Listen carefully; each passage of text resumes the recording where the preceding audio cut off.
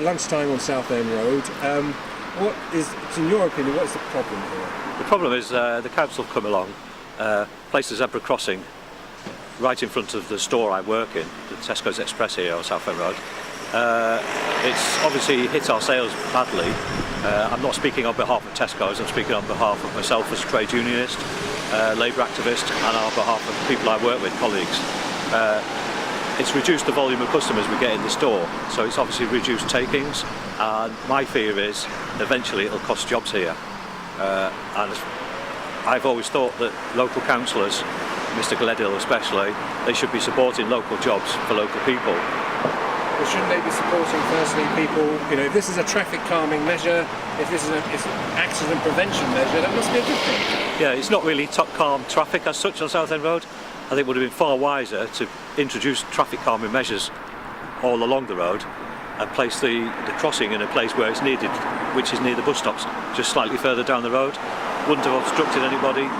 With traffic calming measures it would slow the traffic down anyway. Now all they're doing is eventually costing local jobs.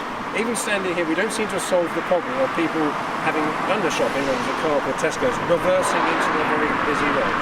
No, it still happens. People still park on what the council have now designated a loading bay in front of the shop.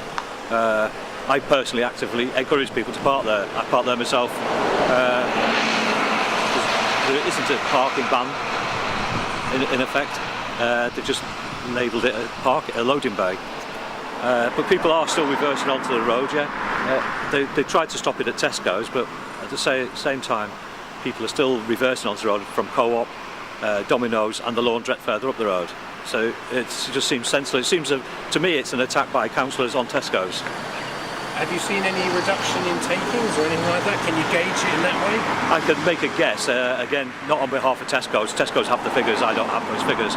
But just working there day to day, I would say severely damaged takings in the region of many thousands of pounds per week.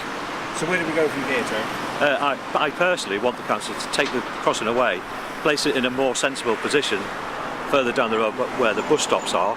People actually need a crossing, and introduce traffic calming measures all the way down Southend Road. Because you can hear the speed of traffic going past me. I can't see them at the moment because I'm looking away, but I can hear they are travelling at far in excess of 30 miles an hour when they reach this point in Southend Road. So where can you go next? Is that right? You've got a petition? I've got a petition. At the moment I'm on about 220 signatures of local residents, and also the staff who work at the shop. That's about 20 of us. But a lot of local residents are quite angry about it because they do the shopping here. We have a lot of elderly people shop here, and they want to be able to park in front of the shop to do the shopping. They don't want to have to go all the way to Lakeside just to be able to park in front of the store they decide to do the shopping in. Disabled customers, we had a disabled bay. The crossing is right in front of where that disabled bay was. Now there are no disabled bays whatsoever on Southend Road.